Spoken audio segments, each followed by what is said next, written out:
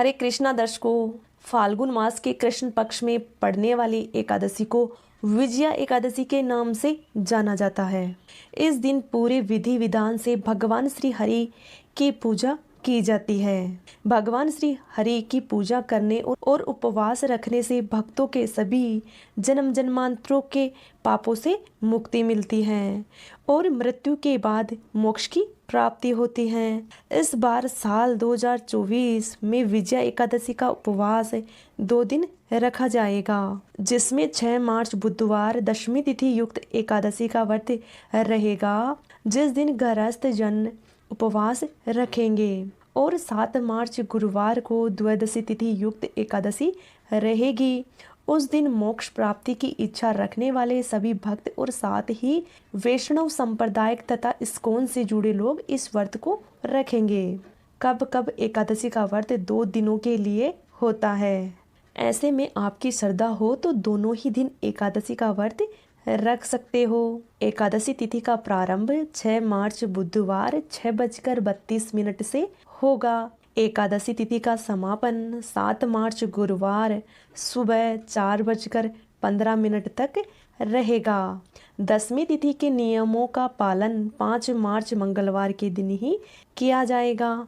द्वादशी तिथि का प्रारंभ 7 मार्च गुरुवार सुबह 4:15 से होगा और द्वादशी तिथि का समापन 8 मार्च शुक्रवार 1:20 तक रहेगा। व्रत पारण तिथि और मुहूर्त 7 मार्च 2024 गुरुवार को सुबह 9:50 से 10:45 तक व्रत का पारणा करने का समय रहेगा तथा एक समय ये भी रहेगा जब आप अपने व्रत का पारण कर सकोगे, तथा एक समय यह है दोपहर के 1:45 से 3 बजे तक भी आप व्रत का पारण कर सकते हो।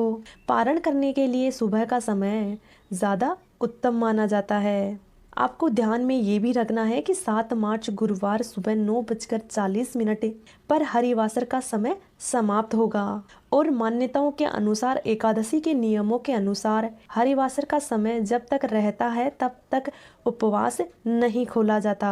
देखा जाए तो 7 मार्च गुरुवार सुबह 9:40 तक हरिवासर का समय रहेगा। हरिवासर का समय बीतने के बाद ही उपवास खोलना चाहिए। जो लोग दूसरे दिन एकादशी का व्रत करेंगे वे लोग 7 मार्च गुरुवार को उपवास रखेंगे। 8 मार्च शुक्रवार सुबह 6:38 से 7:50 तक आप अपना उपवास खोल सकते हो। इस बार 8 मार्च शुक्रवार को ही प्रदोष व्रत रखा जाएगा। जो लोग एकादशी के साथ साथ प्रदोष व्रत भी रखते हैं वे व्रत का पारण करते समय खास सावधानियां बरतनी चाहिए। व्रत का पारणा करते समय केवल तुलसी पत्र और जल को ही मुख में रख कर अपने उपवास का पारणा करना चाहिए या मौसमी फलों का सेवन करें और अपने व्रत को खोलना चाहिए। भूलकर भी अन्न और नमक का सेवन नहीं करना चाहिए।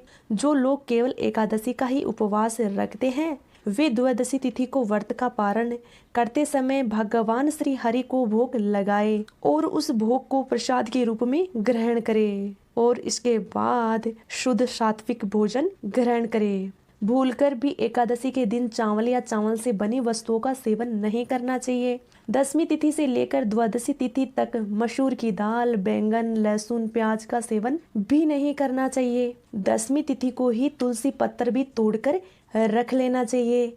जो भी इस दिन भगवान विष्णु की पूजा करके उपवास रखते हैं उन्हें अपने कार्यों में सफलता प्राप्त होती है। इस व्रत का उल्लेख पद्म स्कंद पुराण में भी मिलता है। अपने नाम के अनुरूप ही एकादशी का व्रत करने वाला सदा विजयी रहता है। प्राचीन काल में कई राजा महाराजा इस व्रत के प्रभाव से अपनी निश्चित हार को जीत में बदल चुके हैं और वहीं द्वापर युग में प्रभु श्री कृष्ण ने इसका महत्व युधिष्ठिर को बताया था, जिसके स्वरूप पांडवों ने महाभारत का युद्ध जीता था। कहा जाता है कि इस व्रत को जो व्यक्ति करता है उसको सभी पापों से छुटकारा मिलता है और उसके जीवन में सुख और समृद्धि की प्राप्ति होती है। आपको मेरा वीडियो अच्छा लगे तो लाइक, शेयर एंड सब्सक्राइब कीजिएगा और विजया एकादशी की कथा भी हमारे चैनल से ही सुनिएगा।